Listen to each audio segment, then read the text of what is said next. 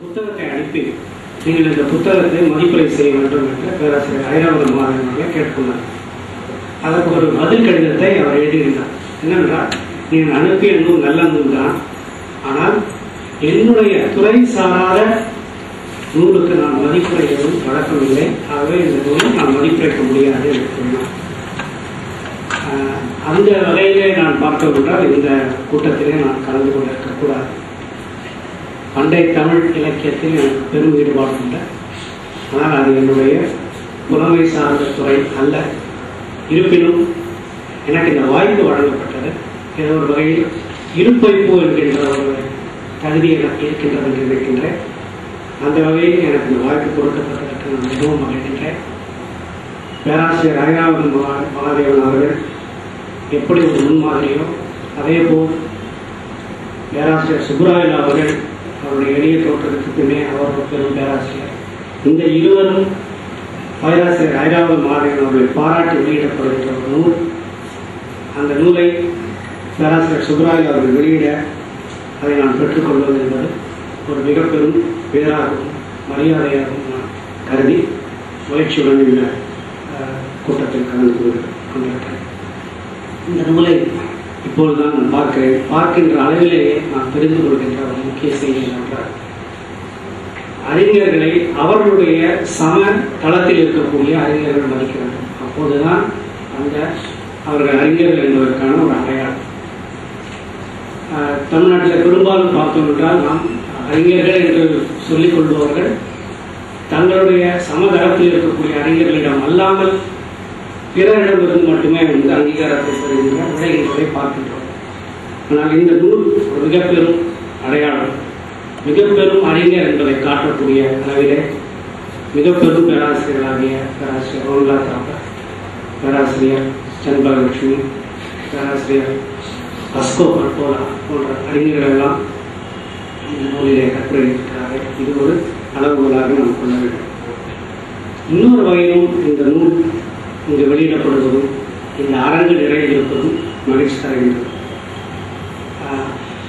அண்ணா அவர்கள் ஒரு 60 ஆண்டுகளுக்கு முன்பு அண்ணாமலை பல்கலைக்கழகத்தில் பேசும்போது மிக புகழ்பெற்ற ஒரு உரை, ஏன் தாழ்ந்த தமிழகமே என்ற ஒரு அருமையான ஒரு உரை. அந்த உரையில் அவர் சொல்வார், ஏன் தமிழகம் தாழ்ந்து போனது. அதற்கு ஒரு காரணம், தமிழகம் தாழ்ந்து போவதற்கு ஒரு காரணம் உண்மையான அறிஞர்களை போற்ற மறந்தது.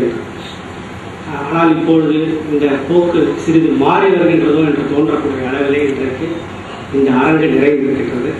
பேராசிரியர் ஐராவதம் மகாதேவன் போன்றவர்களை பாராட்டுவதன் மூலமும் புகழ்வதன் மூலமும் தான் தமிழகம் அறிவுலகில் குய்ய முடியும். அவரை போன்றவர்களை முன்னோடியாக கொண்டுதான் அடுத்த தலைமுறை வளர்ந்து வர வேண்டும். அந்த வகையிலும் இந்த நிகழ்ச்சி, இந்த அரங்கு நிறைந்த நிகழ்ச்சி பெரும் முயற்சியை தருகின்றார். ஐராவதம் அவர்கள் என்று சொல்லும்போது பல பண்புகளை நாம் சொல்ல வேண்டும். நீடித்த உழைப்பு, விடாமுயற்சி, முன்மான் உழைவம், பெருந்தன்மை என்று பல நிலைகளிலே அவருடைய சிறப்புகளை பற்றி பேசலாம். அவற்றை அனைத்தையும் நான் இங்கே முன்வைப்பதற்கு நேரமில்லை.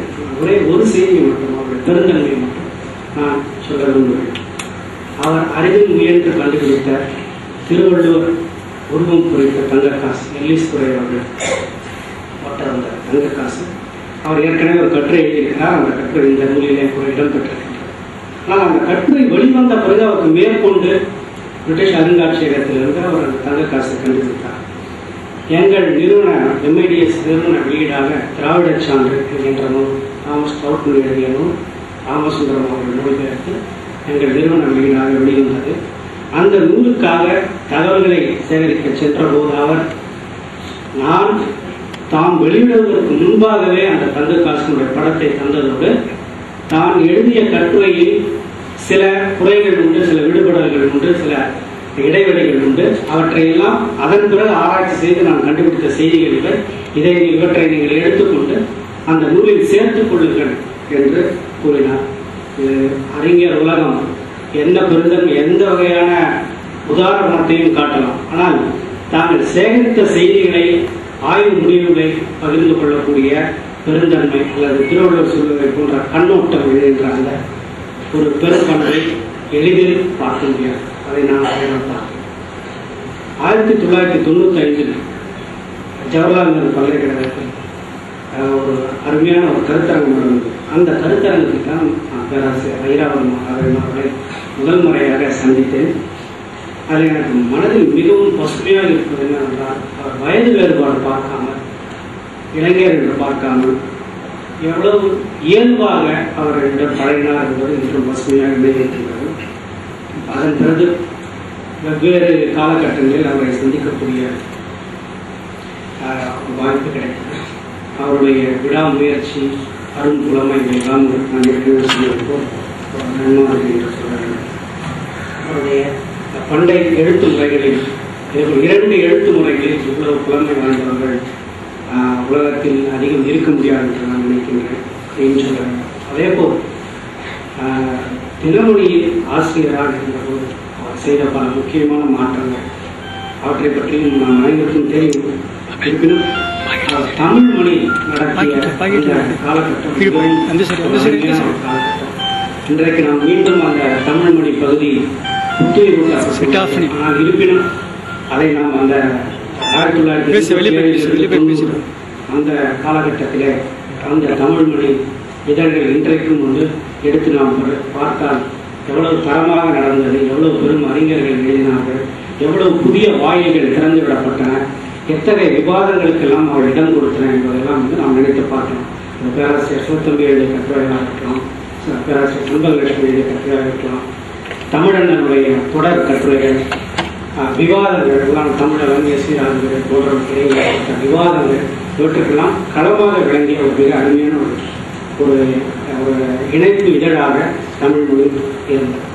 இவ்வாறு அவருடைய பெருமைகளை சொல்லிக்கொண்டே போகலாம். ஆனால் கால அருமை கருதி ஒரே ஒரு செய்தியை மட்டும் சொல்லிக்கொண்டு நான் முடித்துக் கொள்ளலாம் என்று நினைக்கிறேன். ஐராவதம் மகாதேவன் அவர்களை சென்னை வளர்ச்சி ஆராய்ச்சி Madras institute of development studies கௌரவ பேராசிரியர் என்கின்ற பதவியை அவருக்கு அளித்தது.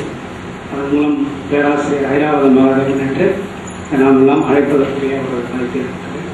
அதேபோல் இன்றைக்கு டாக்டர் பட்டம் என்பது மிகவும் மலிந்துவிட்டது. ஆனால் மலிந்துவிட்ட காலகட்டத்தில் தான் தகுதியானவர்களுக்கு அந்த பட்டத்தை கொடுத்து அந்த பட்டத்தினுடைய பெருமையை மீட்டெடுக்க வேண்டும். அந்த வகையிலே ஏற்கனவே வைக்கப்பட்ட பிற வேண்டுகோள்களோடு இந்த வேண்டுகோளையும் நான் வைக்கிறேன்.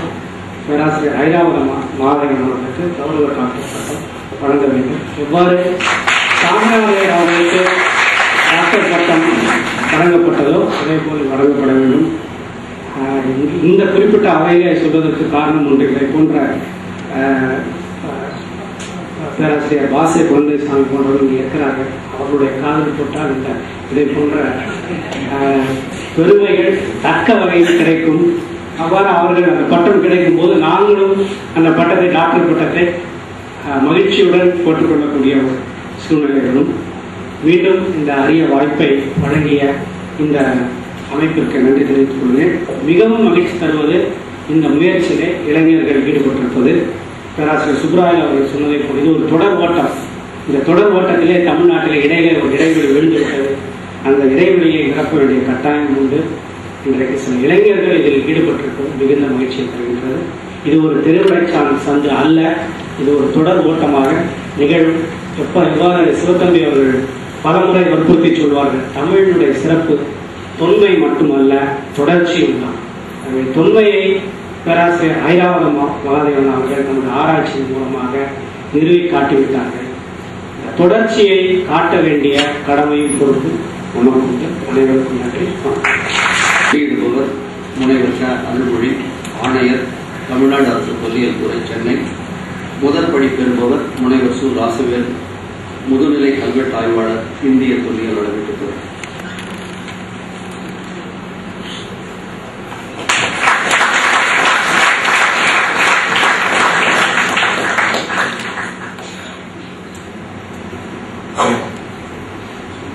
Aranaadu.com நிறுவனம் டாக்டர் ராசமாணிக்கனார் வரலாற்று ஆய்வு மையம் இணைந்து நடக்கும் கல்வெட்டியல் மேதை. நான் வியந்து நிற்கும் பெரியவர் திரு ஐராவதம் மகாதேவன் அவர்களின் பணி பாராட்டு மலர் வெளியீட்டு விழா நிகழ்ச்சியில் என்னை அழைத்து பங்கேற்க செய்தமைக்கு வரலாறு.com நூல்கள் நிறுவனத்திற்கும் டாக்டர் ராஜமாணிக்கனார் வரலாற்று ஆய்வு மையத்திற்கும் எனது நெஞ்சார்ந்த நன்றிகளை முதற்கண் தெரிவித்துக் கொள்கிறேன். இந்த விழாவின் நாயகனாக வீட்டிற்கும் பெரியவர் திரு ஐராவதம் அவர்களே, பேராசிரியர் சுப்பராயு மற்றும் எனது மூத்த சகோதரர் இந்து சமய அறநிலையத்துறை ஆணையர் திரு கிச்சாண்டி IAS உள்ளிட்ட அவையை நிறைத்திருக்கும் பெரியவர்களே, அறிஞர் நிரம்பி வழியும் இந்த அரங்கத்திற்கும் இந்த அறைக்கும் எனது முதற்கண் பணிவான வழக்கங்கள். நான் ஒரு மாதத்திற்கு முன்பு இந்த தொல்லியல் துறையில் தலைவராக பணியேற்ற போது திரு கமலக்கண்ணன் டோக்கியோவிலிருந்து ஒரு தொலைபேசி அழைப்பு கொடுத்து இது போன்ற ஒரு நிகழ்ச்சி இருக்கின்றது, நீங்கள் கலந்து கொள்ள வேண்டும் என்று அன்போடு ஒரு குறித்து சொன்னார். அவர் சொல்லி ஒரு 2 வாரங்களிலேயே திரு ராமச்சந்திரன் அவர்கள் இதற்கான இன்விடேஷனோடு வந்து நேரில் அழைத்தார். பிறகு அவரிடம் உரையாடி கொண்டிருக்கும் போதுதான் எனக்கு இதை பற்றி தெரிந்தது. ஒருவர் டோக்கியோவில் இருந்து கொண்டு வடிவமைத்துக் கொண்டிருக்கின்றார், 2 பேர் அமெரிக்காவில் இருந்து கொண்டு கருத்துக்களை எழுதி கொண்டிருக்கின்றார்கள், 4வது நபரோ இங்கு இந்தியாவில் பெங்களூரில் இருந்து கொண்டு அதற்கெல்லாம் வடிவம் கொடுத்து அச்சில் சேர்த்துக் கொண்டிருக்கின்றார்கள்.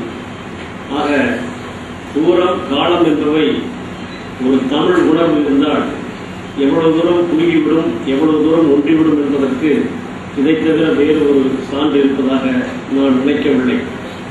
திரு கமலக்கண்ணன் அவர்கள் தனது உரையில் எவ்வளவு பெரிய தடைகளை தாண்டி இந்த ஐராவதி என்ற நூலை கொண்டு வந்தோம் என்று மிகவும் உணர்ச்சிபூர்வமாக சொன்னார்கள்.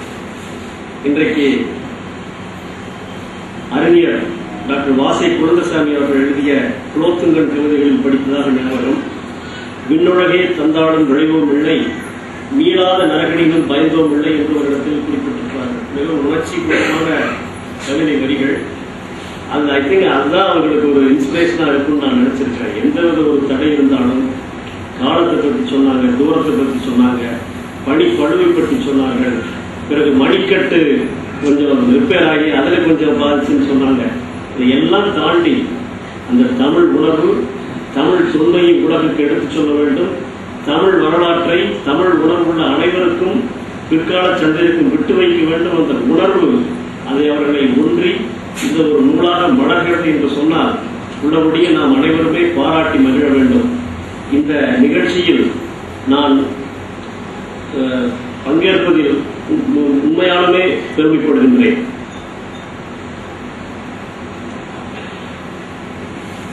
ஆனால் இவ்வளவு ஒரு மகா மனிதரை இதுவரை சந்தித்தது இன்றுதான் சந்திக்க நேர்ந்தது. கம்பன் காவியத்தில் ஒரு காட்சி வரும். அதாவது ராமரை பற்றி கம்பர் வர்ணிப்பார். அதை எப்படி எப்படிலாம் சொல்லி முடிகிறார், முயற்சிக்கிறார். அப்படித்தான் நான் நினைக்கிறேன். மையோ மரகதமோ மறிகடலோ மழை முகிலோ ஒன்னொன்னா சொல்லி பார்க்கிறார். மையோ அப்படியா, மழை முகிலோ அப்படியா, மறைகடலோ, மையோ மரகதமோ மழை முகிலோ மறை கடலோ என்று சொல்லி கடைசியில் நிறுத்துவார் ஐயோ என்று சொல்லுவார். அதாவது அந்த வியப்பின் எல்லைக்கே போய் இது எப்படி அவர் வர்ணிக்கிறது அப்படின்னு சொல்லிட்டு மையோ மரகதமோ மறிகடலோ மழை முகிலோ ஐயோ இவன் வடிவென்பதோ அழியாத குறையான் பிறகு அப்படியே எடுத்து சொல்வார். அதுபோல இந்த மாமனிதரை நான் சந்திக்கும் பொழுது அந்த உணர்வு தான் எனக்கு வந்தது. இவ்வளவு ஒரு பெரிய ஒரு, அதாவது அவர் பயோடேட்டாவை பார்க்க பெரும்பாலும் எனக்கு காலத்தால் முந்தைய விளையமா அவர் ஓய்வு பெற்று சென்ற பிறகுதான் நான் இந்திய ஆட்சி பணியில் சேர்ந்திருப்பேன் என்று நினைக்கின்றேன். அது பெரும்பாலும் அவர் தொழில்துறை, தொழில் நிதி போன்ற சம்பந்தப்பட்ட துறைகள், பிறகு modern bakery, government of India, அது போன்ற துறைகள் தான் அவருடைய பணி அமைந்திருக்கின்றது. இதற்கு சுத்தமா எந்தவித தொடர்பு இல்லாத ஒரு கல்வெட்டியில் எடுத்து வரலாற்று ஆராய்ச்சிகளே சிறிது கவனத்தோடு பயத்தோடு இதை அணுகக்கூடிய ஒரு துறையை எடுத்து அதில் ஒரு இன்றைக்கு மேடையாக திகழ்ந்தார். இந்த அரங்கத்துக்கு வெளியே நான் வந்த பொழுது முதல் சந்தித்த பொழுது உங்களுக்கு Harvard oriental series industrial text concordance and tables என்றதை எங்களது நூலகத்திலிருந்து வாங்கி படித்துக் கொண்டிருக்கிறேன் என்று சொன்னார். அப்பொழுது அவர் சொன்னார்கள், உலகத்திலேயே முதல் முறையாக ஹார்வர்ட் ஓரியன்டல் சீரிஸ் பப்ளிஷ் பண்ணதில்லை, இது வந்து சான்ஸ்கிரிட் தான் வந்திருக்கு, தமிழ்ல வந்த முதல் நூல் இது என்று சொன்னார்கள். உள்ளபடியே தமிழ் உலகமுள்ள ஒவ்வொருவரும் மகிழ்ச்சி அடையக்கூடிய பூரிப்படையக்கூடிய ஒரு செய்தியாக நான் நினைக்கின்றேன். அனைவருக்கும் மேடையில் வீட்டிற்கும் சான்றோர் பெருமக்களே, விழா நாயகன் எனது அன்பிற்கும் எப்பொழுதும் நான் சந்திப்போடுவதற்கும் என்னை வாழ்த்துவதற்கும் எப்பொழுதும் காத்திருக்கும் விழா நாயகன் ஐராவதம் மகாதேவன் அவர்களே, இந்த விழாவிலே என்னை பங்கு பெற செய்யுமாறு பணித்த விழா ஏற்பாடு செய்த முனைவர் எனது அருமை நண்பர் டாக்டர் கலைக்கோவன் அவர்களே, வரலாறு.com உறுப்பினர்களே, குறுந்தட்டை வெளியிட்டு குறுகிய காலத்தில் ஒரு 5 நிமிடங்கள் மட்டுமே நீங்கள் பேச வேண்டும் என்று என்னை முனைவர் டாக்டர் கலைக்கோவன் அவர்கள் கேட்டுக்கொண்டார். இருப்பினும் நான் அதிகமாக பேச வேண்டும் என்று கருதி நான் இங்கு வந்தேன். காரணம், விழா நாயகனாக வீட்டிற்கும் எங்கள் அன்புக்குரிய ஐராவதம் மகாதேவன் அவர்களை நான் கடந்த 20 ஆண்டு காலமாக நன்கறிவேன். இந்த நூலை, அவரது ஆய்வு நூலை வெளிவதற்கு அவர் எவ்வாறெல்லாம் உழைத்தார் என்பது எங்களில் ஒரு சிலருக்கு தான் தெரியும். அந்த காலகட்டத்திலே அவர் பயணங்களை மேற்கொள்ளும் பொழுது அவரது துணைவியார் அவருடன் உடனிருப்பார். நாங்கள் 4 பேர் மட்டுமே பல்வேறு இடங்களுக்கு செல்வோம். குறிப்பாக இப்பொழுது அவருக்கு துணையாக இருந்து கொண்டிருக்கும் லட்சுமி அவர்களும், நாணயவியல் அறிஞர் சீதாராமன் அவர்களும், நானும் எப்பொழுதும் வார விடுமுறை நாட்களில் ஆங்கங்கே செல்வோம். களப்பயணத்துக்காக சென்று இருக்கும்போது எங்களுக்கு தயிர்சாதம் செய்து அனுப்புவார் வீட்டில் இருக்கும் அம்மா அவர்கள். அதை நான் இப்பொழுது நினைத்துக் கொண்டிருக்கின்றேன். அப்பொழுதுதான் நான் வளர்கின்ற ஒரு கல்வெட்டு ஆய்வாளராக இருந்து வந்தேன். நான் இப்பொழுது சண்டை போடுவதாக இருக்கின்றேன் என்று எப்பொழுதும் அவர் கருதா. இது அன்பு சண்டை எங்களுக்கு. இப்பொழுது கூட இந்த புத்தகத்தை வெளியிட்ட பொழுது நீங்கள் கையெழுப்பமிட்டு கொடுக்க வேண்டும் என்று கூறினேன். எப்பொழுதும் சண்டை போடும் எனது அன்புக்கு பாத்திரமான ராஜவேல் அவர்களுக்கு கொடுத்தார். அதற்கு முன்பாக என்னும் கூறினார், இப்போது நான் உன்னை பற்றி பேசப் போகின்றேன், எப்போதும் நீ சண்டை போடுவாய் என்றுதான் நான் சொல்வேன் என்று கூறினார். அதன் பிறகுதான் இந்த புத்தகத்தை நீட்டேன். உடனே அதில் எவ்வாறு எழுதிவிட்டார். எங்களது சண்டை கருத்து சண்டைத்தானே தவிர எப்பொழுதும் என்னுடைய கட்டுரை நான் எழுதுவதால் அவருக்கு அனுப்பி வைப்பேன். அதை திருத்திவிட்டு மிகவும் நன்றாக எழுதியிருக்கின்றாய், இதை உடனடியாக நீ வெளியிட வேண்டும் என்று ஒரு வாழ்க்கையை அனுப்பி வைப்பார். அதே போன்று அவர் ஏதாவது கண்டுபிடித்தால் இது சரியாக இருக்கிறதா இல்லையா என்பதை நான் ஒரு இளைஞன் தான். இருந்தாலும் இது போன்ற ஒரு மாமனிதர் என்னை ஒரு பொருட்டாக கருதி ஒவ்வொரு கண்டுபிடிப்பையும் என்னுடன் கலந்து ஆலோசித்து அது நன்றாக இருக்கிறது, இது நன்றாக இருக்கிறது எல்லாம் கேட்டு அவர் இருக்கும்போது எனக்கே வியப்பாக இருக்கும். சில நேரங்களில் எங்களுக்கு கருத்து மோதல் இருந்தாலும் பெரும்பாலான கருத்துக்களை நாங்கள் ஏற்றுக்கொள்ளக்கூடிய நிலையில் தான் இருக்கின்றோம். ஒரு சில கருத்துக்களை தவிர பெரும்பாலான கருத்துக்கள் அவர் உண்மையாக அளித்த கருத்துக்கள் தான். அத்தகைய ஒரு அறிஞருக்கு இன்று தமிழ் உலகம் ஒரு பெரும் கடமையை செய்திருக்கிறது என்பது மிகவும் பொருத்தமாக இருக்கின்றது. எங்களது பேராசிரியர் OS அவர்கள் கடந்த 4 ஆண்டுகளுக்கு முன்பாகவே நாங்கள் இது போன்று ஒரு நூலை வெளியிட வேண்டும் என்று நமது நண்பர் அவர்கள் அடையாறில் வைத்த ஒரு கருத்தரங்கத்தில் வெளியிட்ட பொழுது நாங்கள் எல்லாம் மகிழ்ந்தோம். ஆனால் இந்த திட்டம் ஏற்கனவே ஒரு 15 ஆண்டுகளுக்கு முன்பாக என்று நினைக்கின்றேன். லட்சுமி அவர்களும், ஐராவதம் மகாதேவன் அவர்களும், நானும், சீதாராமன் அவர்களும், ராஜன் அவர்களும் ஒரு கருத்தரங்கத்துக்கு கேரள பல்கலைக்கழகத்திலே அப்போது பேராசிரியர் இருந்த ஒரு கருத்தரங்கை நடத்திய பொழுது எங்களை அழைத்திருந்தால் அந்த கருத்தரங்கத்தில் நாங்கள் ஒரு ஐராவதம் அவர்களை பாராட்டி ஒரு நூல் வெளியிட வேண்டும் என்று ஒரு முனைப்புடன் செயல்பட்டோம். ஆனால் அது ஏனோ ஒன்று தடைப்பட்டு விட்டது. அதன் பிறகு 4 ஆண்டுகளுக்கு பிறகு பேராசிரியர்கள் சொன்னது போல் அதற்கான முயற்சிகள் நடந்தது. அதுவும் எனக்கு ஏதோ ஒரு காரணத்தால் தடைப்பட்டு விட்டது. ஆனால் இப்பொழுது மன்னிக்க வேண்டும், தொல்லியல் சாராத, அது தொல்லியலை அடிப்படையாக கொண்டு ஆய்வுகள் செய்கின்ற அறிஞர்களை விடுத்து 4 பேரால் முதலாக ஆரம்பிக்கப்பட்ட வரலாறு.com என்ற ஒரு அமைப்பினர், கணிப்பொறியை மையமாக வைத்து பணிபுரிகின்ற அமைப்பினர் எடுத்துக்கொண்ட பெரும் முயற்சியின் விளைவாக இந்த நூல் வெளியே வருகிறது. அவருடைய முயற்சிக்கு எனது பாராட்டுகளை நான் தெரிவித்துக் கொள்கிறேன். அவர்கள் படுகின்ற பாட்டையும் அவர்கள் எவ்வாறு அவர்கள் தொடர்ந்து இந்த வரலாறு.com ஏற்படுத்தினார்கள் என்பது பற்றி நான் நன்கறிவேன். இதே நாளில் இந்த வரலாறு.com ஆரம்பிக்கப்பட்டது. அப்போது முதலாக தஞ்சாவூர் ஒரு நிகழ்ச்சியை நடத்தியிருந்தால் அப்பொழுதும் நானும் அந்த நிகழ்ச்சியில் கலந்து கொண்டேன். அப்பொழுதும் ஒரு நூலை அவர் வெளியிட்டார்கள். அப்பொழுது அவர் 4 தான். இந்த 4 இப்பொழுது 400 பேராக மாறியிருக்கின்றார்கள் என்று நாம் நோக்கும்பொழுது தமிழகத்தில் வரலாறுக்கு என்றுமே ஒரு சிறப்பு உள்ளது.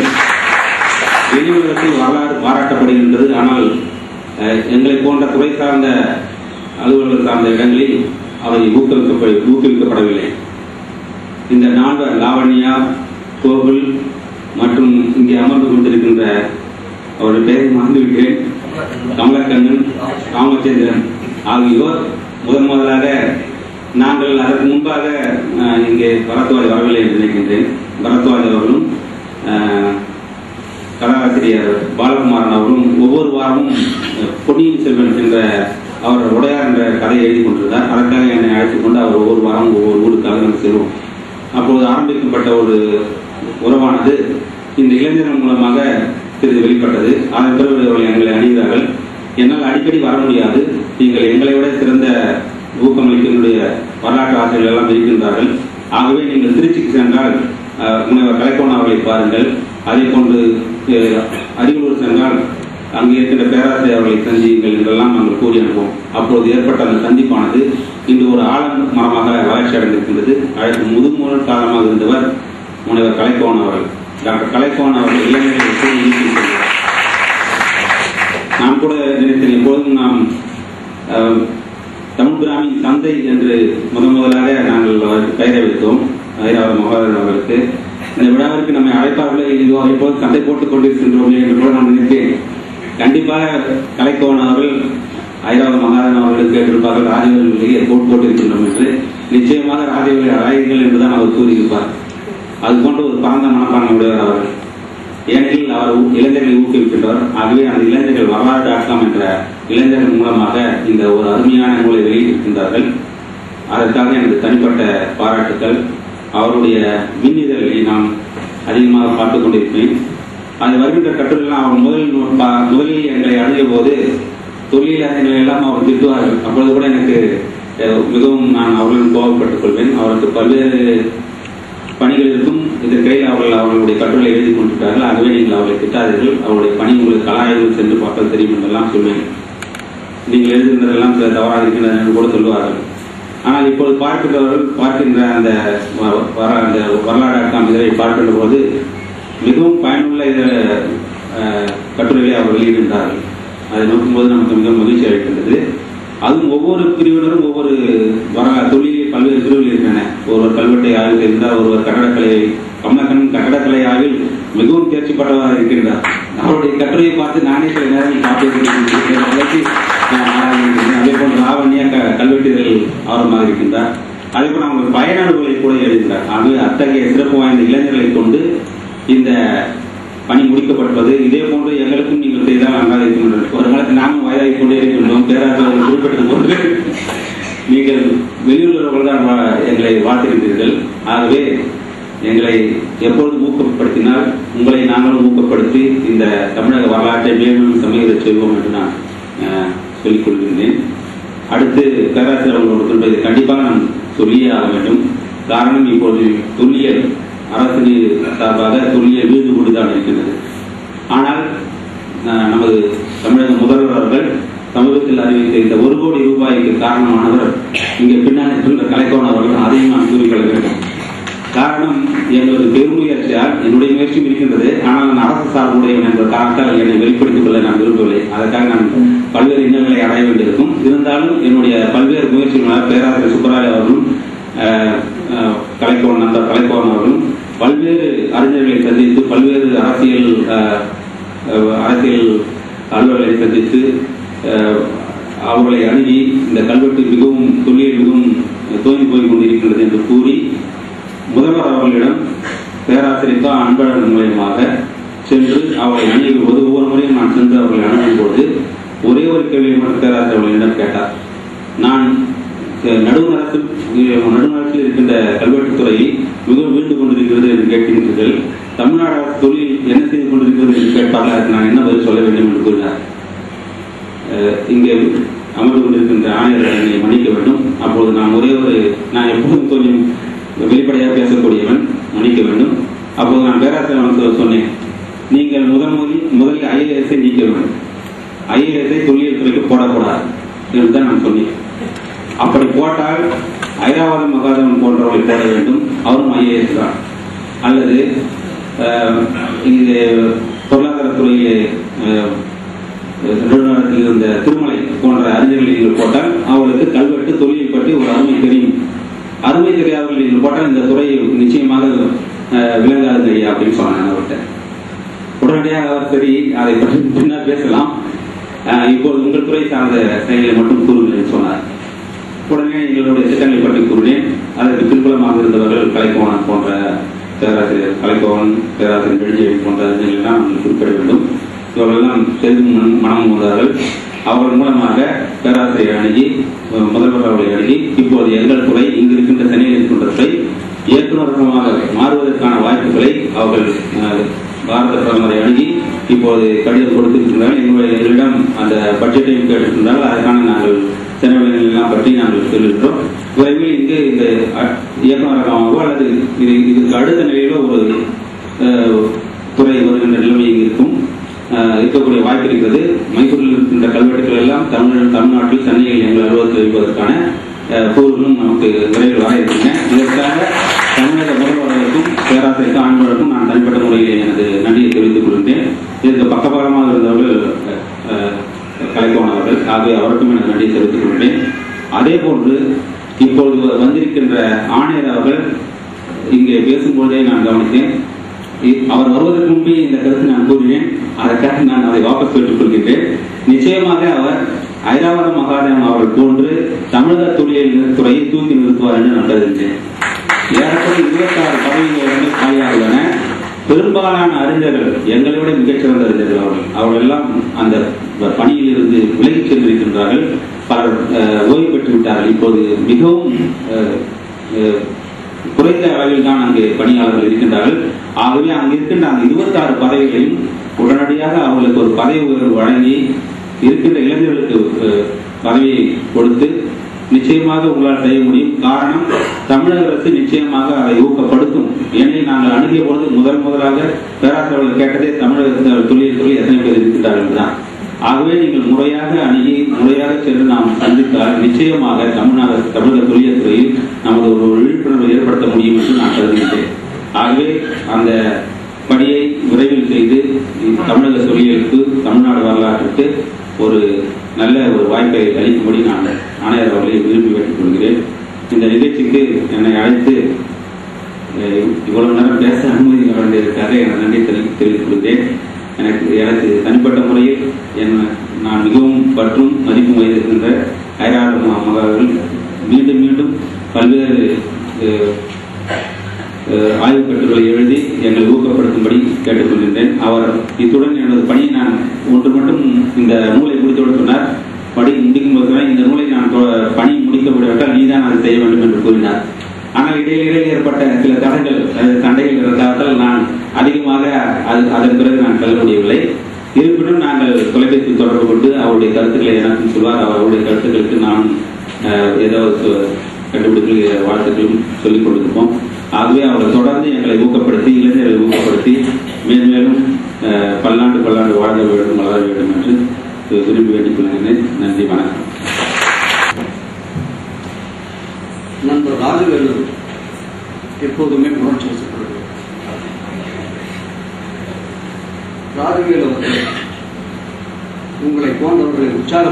என்பதற்காகத்தான் இந்த நிகழ்ச்சிக்காக அவர்கள் அழைத்திருக்கிறார்கள். உங்களை உற்சாகப்படுத்துவதில் நீங்கள் தயவு செய்து வருத்தப்பட வேண்டாம். இந்த நிகழ்ச்சியில் ஒரு சிறப்பிடம் கொடுத்து உங்களை அழைத்திருப்பதை அந்த இளைஞர்கள் உங்களை எதிர்பார்க்கிறார்கள், உற்சாகப்படுத்துகிறார்கள் என்பது புலப்படுத்துவதற்காகத்தான். IAS அலுவலர் வேண்டாம் என்று சொன்ன ராஜவேல் இறுதியில் அருள்மொழி அவர்கள் மகாதேவன் அளவுக்கு செய்வார்கள் என்று ஒரு முடிவையும் தெரிவித்திருக்கிறார். அதனால்தான் அவசரப்பட்டு முடிவெடுக்கக்கூடாது, கல்வெட்டுகளில் முடிவெடுப்பதுவோ காரியங்களில் முடிவெடுக்கக்கூடாது என்ற எண்ணத்தையும் இங்கே வெளிப்படுத்த கடமைப்பட்டிருக்கிறேன். நண்பர்களை வரலாற்றை சரியாக சொல்ல வேண்டும், இல்லாவிட்டால் பழுதாக போய்விடும். தமிழ்நாட்டில் படியெடுக்கப்பட்ட கல்வெட்டுகள் மைசூரில் தேங்கி கிடக்கின்றன. பல்லாண்டுகளால் 1909ஆம் ஆண்டில் படியெடுக்கப்பட்ட கல்வெட்டுகள் வரைதான் இதுவரை தொகுதிகளாக வெளியிடப்பட்டிருக்கின்றன. 2000 வரைக்கும் படியெடுக்கப்பட்ட கல்வெட்டு ஏறத்தாழ 91 ஆண்டுகளாக படியெடுக்கப்பட்ட கல்வெட்டுகளின் பாடங்கள் தமிழ்நாட்டுக்கு கிடைக்கவில்லை. வேண்டுமென்றால் மைசூரில் போய் படிக்கப்படலாம். இந்த நிலையில் இந்த இனிய தமிழ்நாடு இத்தனை ஆண்டுகளாக இருந்திருக்கிறது. எத்தனை வரலாற்று பேராசிரியர்கள், எத்தனை தொல்லியல் அறிஞர்கள், எத்தனை வரலாற்று துறைகள், பல்கலைக்கழகங்கள், யாரும் எந்த முயற்சியும் எடுக்கவில்லை என்று பொருளில்லை. எடுத்தார்கள், பயனில்லை. இந்த நிலையில்தான் சென்னையில் நடந்த ஒரு அரங்கில் இந்த துன்பமான சூழ்நிலையை 3 துணைவேந்தர்கள் அந்த மாநாட்டில் கலந்து கொண்டார்கள் என்பதற்காக நான் எடுத்துரைத்தேன். அந்த அரங்கில் நம்முடைய மதிப்பிற்குரிய நல்லக்கண்ணு அவர்கள் இருந்தார், இந்திய கம்யூனிஸ்ட் கட்சி தலைவர். அவர் அதை கேட்டு வருந்தினார். துணைவேந்தர்கள் அதை லட்சியம் செய்யவில்லை. அவர் கூட்டம் முடிந்தவுடன் என்னிடம் வந்து நான் என்ன செய்ய முடியும் என்று கேட்டார். நீ எழுதி தர முடியுமா என்று கேட்டார். அவ்வளவு செய்திகளையும் அவரிடம் எழுதி கொடுத்து என்ன செய்ய வேண்டும் என்பதையும் அவரிடம் சொன்னேன். நானே நேரடியாக இதை கலைஞரிடம் தருகிறேன், ஏதாவது செய்வோம் என்று அவர் உறுதியளித்தார். அவர் நேராக சென்று கலைஞரை பார்த்து இதை கையில் கொடுத்து கலைஞரிடம் பேசினார். தமிழக முதல்வர் உடனே அதை தன்னுடைய சிறப்பு செயலாளரிடம் கொடுத்தார். அங்கிருந்து எனக்கு தகவலும் வந்தது. அந்த கூட்டத்திலே பல அறிஞர்கள் இருந்தார். கூட்டத்திலேயே நான் இந்த செய்தியை சொன்னேன். ஆனால் அதற்கு பிறகு மறுபடியும் தொய்வு ஏற்பட்டது. ஆயிரக்கணக்கான பிரச்சனைகளை உடைய முதலமைச்சர் இதை கவனிப்பார், உடனடியாக செய்வார் என்று நாம் எதிர்பார்க்க முடியாது. ஆனால் வரலாற்றில் ஆர்வமுடைய ஒரே முதலமைச்சர் அவர்தான். அவரை விட்டு அவருக்கு வேறு வழி இல்லை. அவர் செய்யவில்லை என்றால் யாரும் செய்ய மாட்டார்கள், எந்த காலத்திலும் செய்ய மாட்டார்கள். கல்வெட்டு பாடங்களையே இந்த நாடு பார்க்காது. அதனால் நான் தொடர்ந்து முயற்சி செய்தோம். அந்த நேரத்தில் பேராசிரியர் நெடுஞ்செழியன் திருச்சிராப்பள்ளியிலே பேராசிரியர் அன்பழகன் வந்திருந்த பொழுது என்னை அழைத்து அவரை சந்திக்க செய்தார். கல்வி அமைச்சர் அன்பழகன் அவர்களை நேரடியை சந்தித்து நான் இப்பொழுது நிதியமைச்சர் அவரிடம் தகவல்களை சொன்னபோது எழுதி கொடுங்கள், தலைவரிடம் அதிகம் பேச முடியாது, அவருக்கு 1000 தொலைகள் என்றாலும் இதை செய்ய வேண்டும், எழுதி கொடுங்கள் என்று கேட்டார். எல்லாவற்றையும் எழுதி அவரிடம் தந்தேன். அப்பொழுது அவர் கேட்டார், சென்னையில் இது தொடர்பாக நான் தொடர்பு கொள்ள யாராவது ஒரு பெயரை சொல்ல முடியுமா? நண்பர் ராஜவேலு ஒத்த கருத்துடையவர், இதை செய்ய வேண்டும் என்ற துடிப்புடையவர். அதனால் அவருடைய பெயரை நான் உடனடியாக அமைச்சரிடம் சொன்னேன். அவரும் விடாமல் முயன்று அமைச்சர் அழைத்த போதெல்லாம் சென்று பார்த்து இந்த செய்தியை எப்படியாவது முடிக்க வேண்டும் என்று உறுதியாக பாடுகிறார். இதை தடுப்பதற்கு பல முயன்றார்கள். என்றாலும் கூட படிப்படியாக மோதி இப்பொழுது அது தமிழ்நாட்டிற்கு வரக்கூடிய ஒரு சூழ்நிலையை உருவாக்கி இருக்கிறோம். அதற்கு பாடுபட்ட அத்துணை பேருக்கும் நன்றி. குறிப்பாக திரு நல்லக்கண்ணர்களுக்கு ஒரு நாள் வரலாறு தவறாக எழுதப்படக்கூடாது. இதை தொடங்கி வைத்தவர் நல்லக்கண்ணு, தொடராக செய்தவர் அன்பழகன், முடித்து தந்திருப்பவர் கலைஞர். நன்றி அந்த பெருமக்கள்.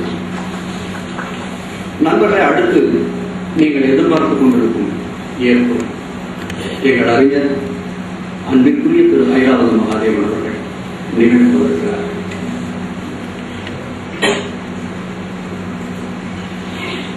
பேராசிரியர் சுப்பராயன் அவர்களே, பேராசிரியர் வெங்கடாசக்தி அவர்களே, என் அருமை நண்பர் அருள்மொழி அவர்களே, கல்வெட்டு ஆய்வாளர் முழு ஆய்வாளர் ராஜவேல் அவர்களே, இந்த விழாவிற்கு சூத்திரதாரியாக விளங்கும் டாக்டர் கலைக்கோன் அவர்களே, வரலாறு டாக்டர் நடத்தும் கமலக்கண்ணன், ராமச்சந்திரன் நண்பர்கள், இதழியல் ராசமாணிக்கனார் ஆய்வு மையத்தின் தலைவர் அரசு அவர்களே, பிச்சாண்டி அவர்களே, இங்கு மற்றும் குழுமில் உள்ள தமிழ் அறிஞர்களே, கல்வெட்டியல், தொல்லியல், வரலாற்றுத்துறை வல்லுநர்களே, பெரியவர்களே,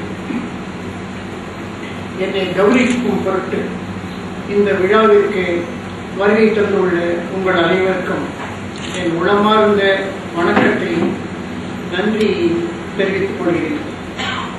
அறிவு ஜீவிகளுக்கு பணம், பதவி முதலியவை முக்கியமல்ல. மற்ற அறிஞர்கள் ஏற்றுக்கொண்டு சான்றோன் என்ற பாராட்டு பெறுவதே மிக முக்கியமாகும். அந்த வகையிலே இந்த விழாவை என் வாழ்நாளில் ஒரு முக்கிய நிகழ்ச்சியாக நான் கருதுகின்றேன். இந்த விழாவை முற்றிலுமாக நடத்தி இந்த பாராட்டுவதற்கு எவ்வளவு பாடுபட்டு அதை வெளியிட்டிருக்கிறார்கள் என்றெல்லாம் கமலக்கண்ணன் அவர்கள் உங்களுக்கு சொன்னார்கள். இந்த இவ்வளவு பெரிய ஒரு பாராட்டுக்கு நான் பாத்திரமா என்று கூட நினைக்கின்றேன்.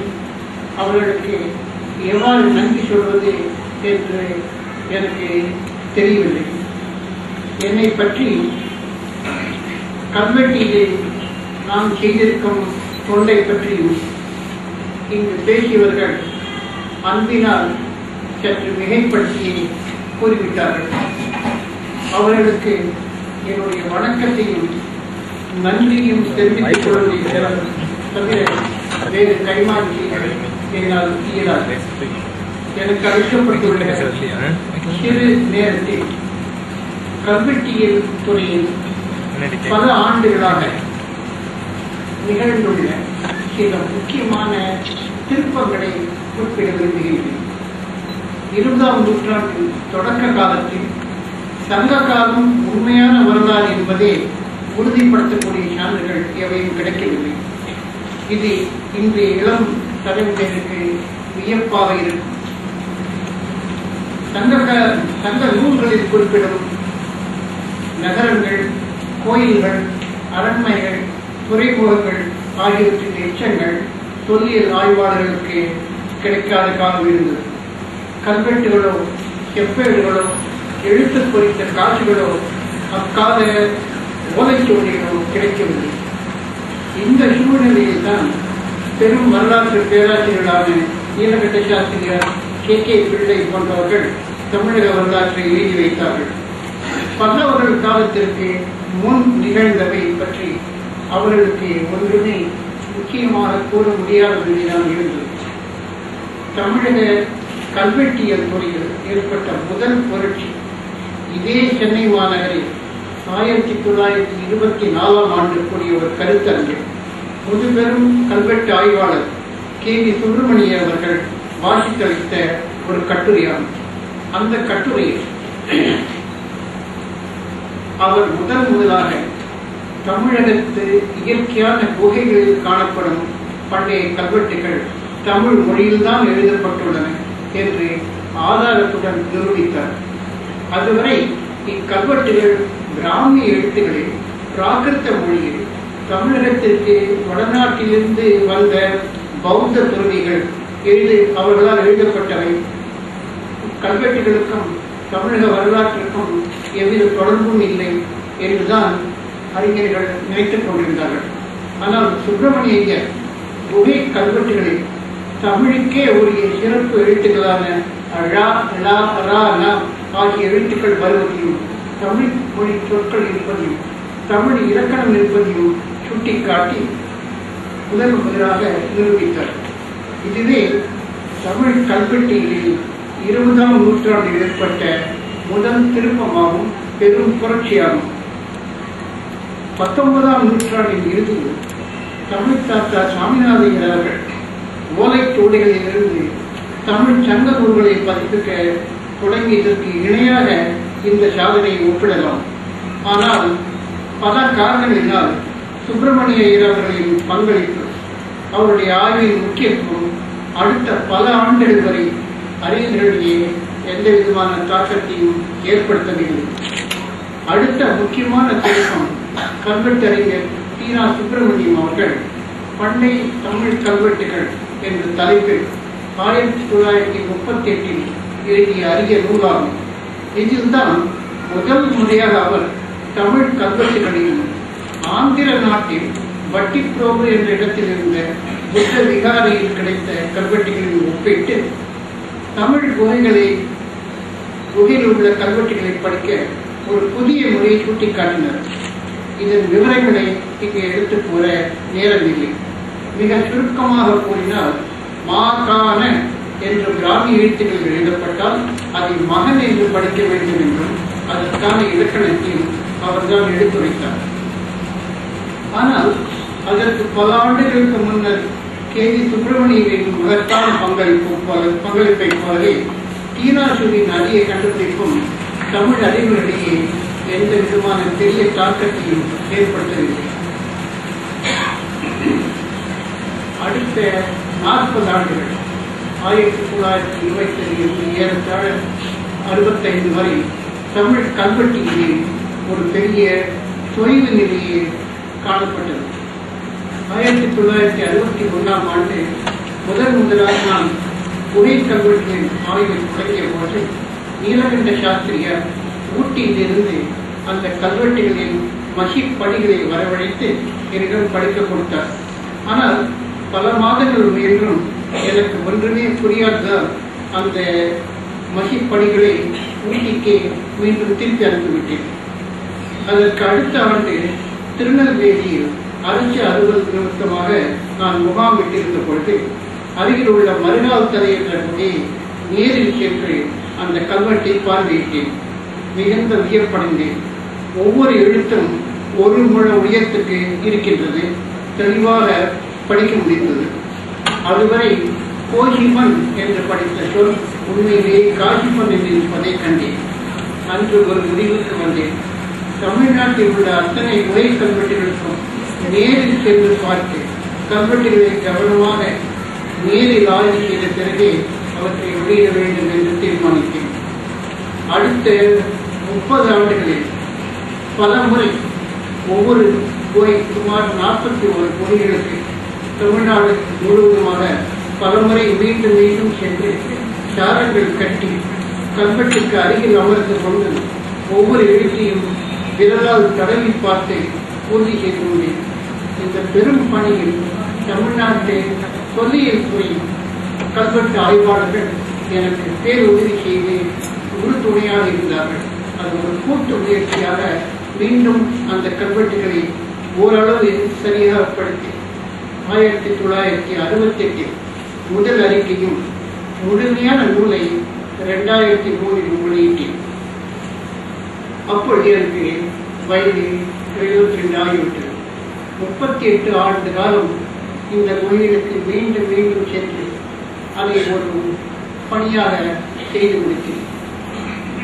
ஹார்வர்ட் பல்கலைக்கழகத்தார் 125 ஆண்டுகளாக ஹார்வர்ட் ஓரியண்டல் சீரிஸில் வடமொழி நூல்களை பற்றியே வெளியிட்டார்கள்.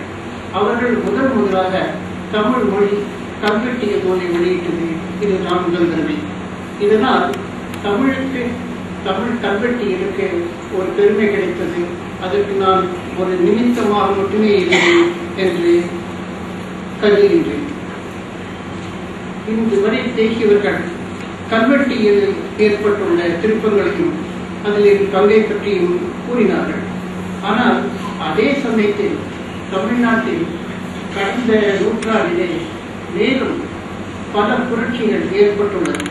அவை இன்னும் நூல்களில் முழுமையாக இடம்பெறவில்லை. அவற்றையும் நான் இங்கு குறிப்பிட வேண்டும். முதலாக சங்ககால காட்சிகள் 20 ஆண்டுகளுக்கு முன்னர் வரை எழுத்துக்கள் பொறித்த சங்ககால மன்னர்களால் வெளியிடப்பட்ட காட்சிகள் கிடைக்கவில்லை. மீன், புலி ஆகிய எழுத்துகள் பொறித்த சில சதுரமான காட்சிகள் கிடைத்தன. ஆனால் அவை சங்க காலத்தை சார்ந்தவை என்று உறுதியாக கூற முடியவில்லை. இந்த நிலையில் 1987 ஆண்டில் இரா. கிருஷ்ணமூர்த்தி ஜென்மராசிரியர் அவர்கள் முதலாக கண்டுபிடித்து வாசித்தளித்த பாண்டியன் பெருவழி காட்சி தமிழக நாணயவியல் வரலாற்றில் ஒரு மிகப்பெரிய திருப்பமாக அமைந்தது.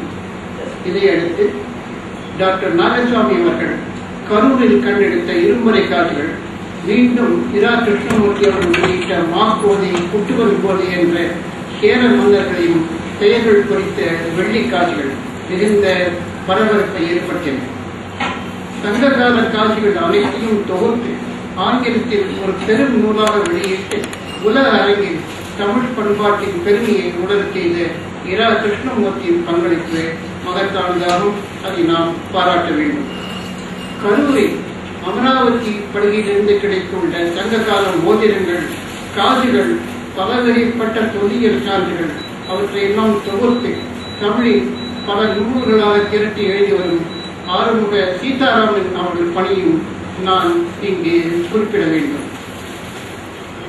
அதற்கு அடுத்தபடியாக மிக அண்மையிலே கண்டுபிடித்த ஒரு பெரும் கண்டுபிடிப்பு, சங்க நூல்களில் நடுகர்கள் பல இடங்களில் குறிப்பிடப்பட்டாலும் சங்ககால நடுகர்களே கிடைக்கவில்லையே என்ற ஒரு பெரிய குறை இருந்தது.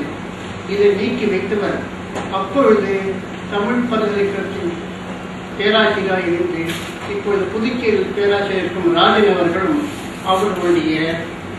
அவர்கள் கூட பணியில் செய்தவர்களும் வத்தலகுண்டு அருகில் வைகை ஆற்றுங்களில் இரு சிற்றூர்களில் தமிழ் பிராமி எழுத்துக்களில் தமிழ் மொழியில் பொறிக்கப்பட்ட 4 நடுகளை கண்டுபிடித்திருக்கின்றார்கள். இந்த நடுகளை பற்றி அவர் எழுதிய கட்டுகள் உலக அறிஞர்களின் கவனத்தை ஈர்த்துள்ளது. தமிழின் தொன்மையை மீண்டும் நிலைநாட்டியுள்ளது. அதை இன்னும் ஒரு துறை பற்றியும் இன்னும் ஒரு அம்சத்தை பற்றியும் நான் குறிப்பிட வேண்டும். சங்ககால மக்கள் அன்றாடம் வீடுகளில் தொடங்கின சட்டி பானைகளில் ஆணியால் பொழுதுபோக்காக கீறிய எழுத்துக்களும் அகழ்வாயில் கண்டுபிடிக்கப்பட்டுள்ளன. அரிக்கமேடு, உறையூர், கொடுமணல், அழகன்குளம் ஆகிய ஊர்களில் இவை வெறும் ஓட்டை உடைசல் பானைகள் தானே, கீறல்கள் தானே என்று நாம் ஆட்சியப்படுத்தக்கூடாது.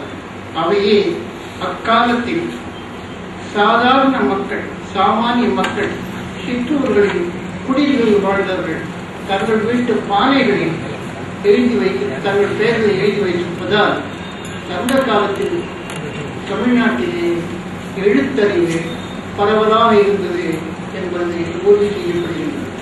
அரசர்கள் நாணயங்கள் வெளியிட்டார்கள், செப்பேடுகள் வெளியிட்டார்கள், பெரும் கோயில்களில் கல்வெட்டுகள் இருந்தன. ஆனால் கிராமத்து மக்கள் தங்களுடைய வீட்டில் புழங்கும் சக்தி பானைகள் தங்கள் பெயரை ஆண்களும் பெண்களும் எழுதி வைத்திருக்கிறார்கள் என்றால் அந்த காலத்திலே நாம் எதிர்பார்த்ததை விட, வரலாற்று ஆசிரியர்கள் இதுவரை சொல்லி வந்ததை விட மிக அதிகமாக எழுத்து அறிவு பரவியிருக்க வேண்டும் என்று கருதுகின்றேன். மிக அண்மையில் இந்த உலக தமிழறிஞர்கள் தங்களுக்குள் டெஸ்டில் இமெயிலில் கருத்து பரிமாறிக்கொண்டு வருகின்றார்கள். அதில் அமெரிக்காவில் ப்ரொஃபசர் ஹார்ட், பேராசிரியர் ரிச்சர்ட் சாலமன், ஜெர்மனியில் ஹாரி பாட் இவர்கள் எல்லாம் எனக்கு அனுப்பிய செய்திகளில் சங்ககால பானை ஓடுகளின் கீழல்களும் சங்ககால நடுகர்களின் பிராமி எழுத்துக்களும் கிடைத்த பிறகு தமிழின் தொன்மையை பற்றி நாங்கள் எங்களுடைய பழைய கருத்தை மாற்றிக் கொண்டுள்ளோம் என்று குறிப்பிட்டுள்ளார்கள்.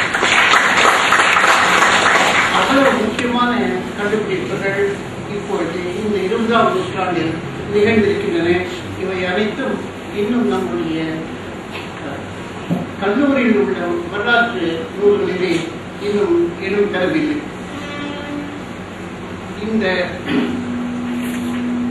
மிக அண்மையிலே தமிழ் செம்மொழியாக அறிவிக்கப்பட்டது.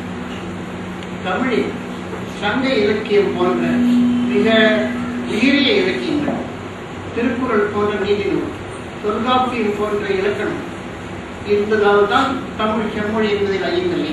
ஆனால் செம்மொழிக்கு இன்னொரு தகுதி வேண்டும், தொன்மை. அந்த தொன்மையை நிலைநாட்ட இக்காலத்தில் கண்டுபிடிக்கப்பட்ட சங்ககால மன்னர் கல்வெட்டுகள் புகழூரிலும் மாங்குளத்திலும் என்னுடைய நல் ஊழினால் நான் முதலாக கண்டுபிடிக்கவில்லை, வாசித்தளித்த சேர பாண்டிய முதல் கல்வெட்டுகள். நாகசாமியும் அவருடைய குழுவினரும் செம்பையில் கண்டுபிடித்த அதிகமான் நெடுமான் நதியின் கல்வெட்டு, கிருஷ்ணமூர்த்தி சீதாராமன் போன்றவர்கள் வெளியிட்ட சங்ககால நாணயங்கள், பானை கீரல்கள், அண்மையில் கண்டுபிடித்த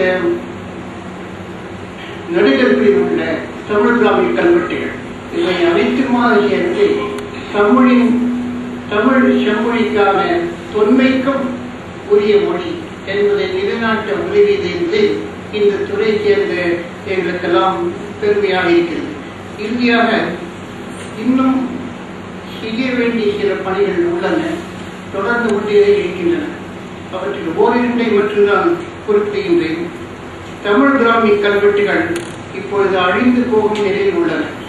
அந்த கல்வெட்டு ஆய்வாளர்களை விட கல்வெட்டு குவாரி கல்லை உடைக்கும் தொழிலாளர்களே அதிகம் காணப்படுகின்றன. எவ்வளவு கல்வெட்டுகள் அண்மை காலத்தில் அழிந்து போய்விட்டன என்பதை நான் என்னுடைய நூலில் குறிப்பிட்டிருக்கிறேன்.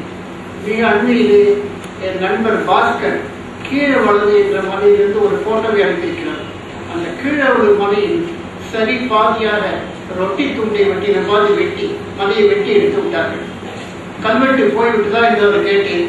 அவர்கள் எதிர்ப்புறத்திலிருந்து வெட்டி வருகின்றார்கள், இன்னும் கொஞ்ச நாளில் கல்வெட்டு போய்விடும் என்று சொன்னார்கள்.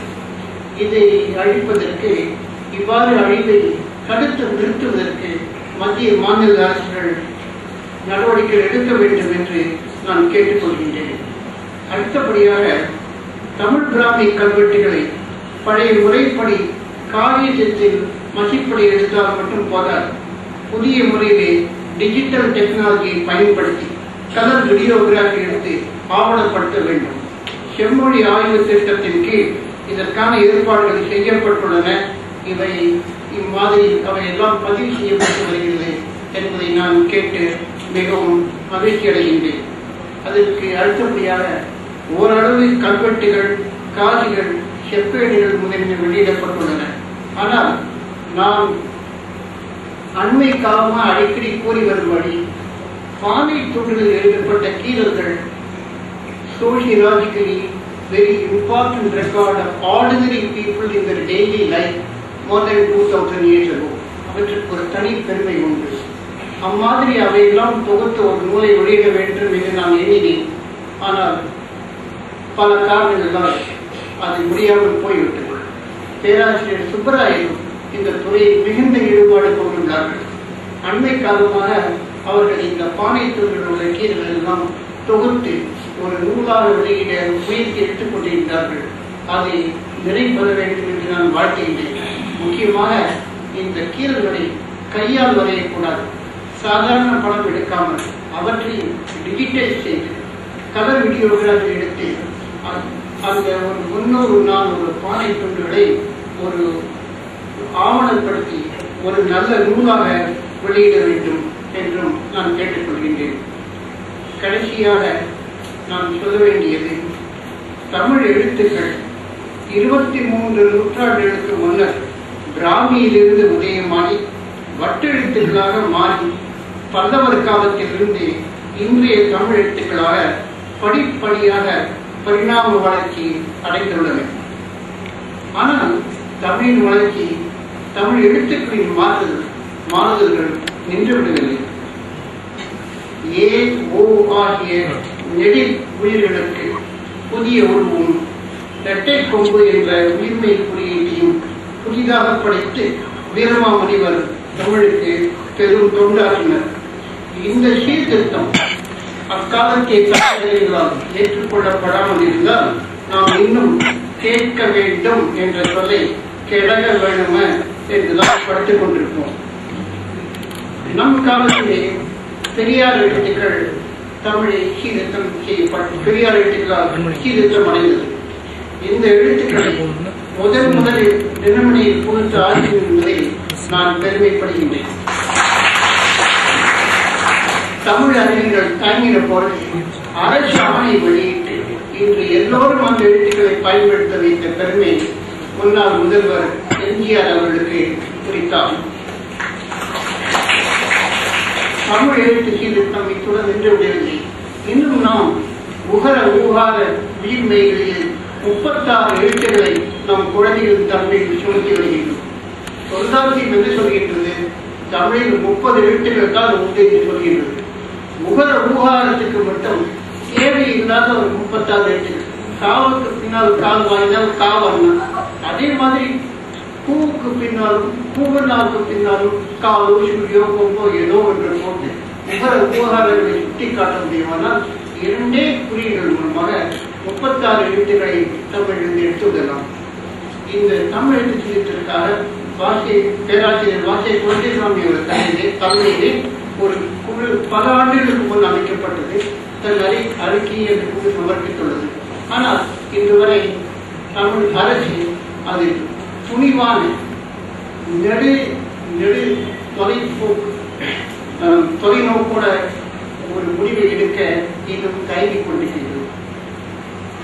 எதிர்காலத்திலாவது இந்த தமிழ் சீர்திருத்தத்தை முடிவாக்கி உகர ஊகாரங்களையும் மாற்றி தமிழ் எழுத்துக்களை மேலும் எளிமைப்படுத்துவது அவசியமாகும். தமிழ் மொழி மட்டும் வளரவில்லை, தமிழ் எழுத்துக்களும் வளர்ந்து கொண்டு வருகின்றன. இந்த கம்ப்யூட்டர் யுகத்திலே நாம் அதை கருத்தில் கொண்டு இக்காலத்தின்படி அவர்களை மாற்றி அமைக்க வேண்டும் என்ற ஒரு எதிர்காலத்தை நோக்கியும் உங்கள் முன்னால் வைத்து இப்பெரும் பேரவையில் என்னை கௌரவித்த உங்களுக்கு எல்லோரும் என்னுடைய வணக்கத்தையும் நன்றியும் மீண்டும் தெரிவித்துக் கொண்டு என் சுற்றை முடிக்கிறேன். வணக்கம். எங்களோடு உழைத்தவர்களை வாழ்க்கை பாராட்டுமாறு திரு மகாதேவன் அன்போடு வேண்டும். கிருபாகரன் உடலெல்லாம் மூளை, ஒரு மருத்துவ விந்தை, பூமிகா ராமிகா என்றெல்லாம் தமிழன் என்பது குழந்தைகளே பெயர் கொண்டிருக்கும் இந்த காலத்தில் தன் குழந்தைக்கு யாழினி என்று பெயர் சூட்டியிருக்கும் தமிழ்நேயர். தலை கட்டாமல் வெண்பா பாடுவார், ஆனால் வேறு எவர் பாடினாலும் தலை கட்டுவது இருப்பார். திரு கிருபாகரன்.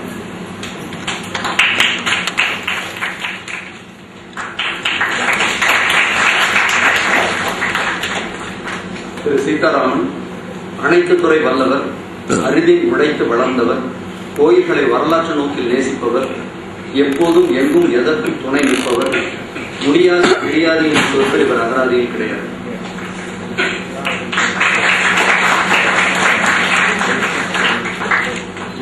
பத்மநாபன் அறநிலையத்துறை அலுவலர், இருந்தாலும் கோயில்களை உயிராய் நேசிப்பவர்.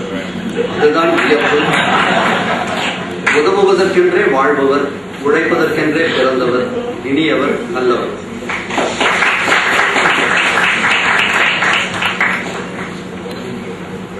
செல்வமூர்த்தி துடிப்பான இளைஞர், பல்துறை வித்தகர், கம்பியில்லா தந்தி போல ஐராவதி உருவாக ஓடி ஓடி உதவியவர். தெரியாத துறையில்லை, தொழில்நுட்பம் இல்லை.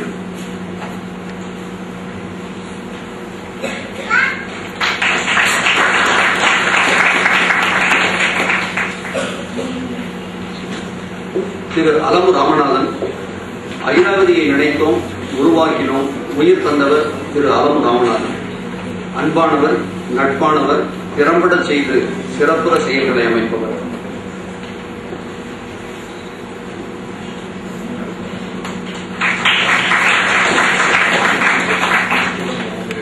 சங்க இலக்கிய நோக்கில் சொல்ல வேண்டுமானால் இப்போது வர இருப்பவர் திரு ஐராவதம் மகாதேவனின் செவிலி. மருத்துவ நோக்கில் சொல்ல வேண்டுமானாலும் அப்படித்தான். தாய், சகோதரி, பணியாள், தோழி என்ற அனைத்து நிலைகளிலும் அவர் நடக்க நிற்பவர் திருமதி ராமலட்சுமி.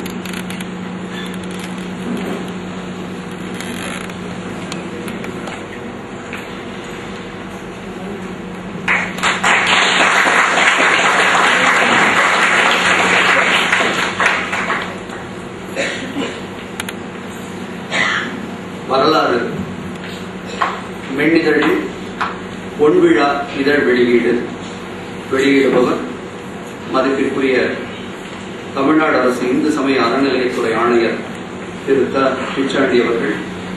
அந்த முதல் இதழை பெறுபவர் பேராசிரியர்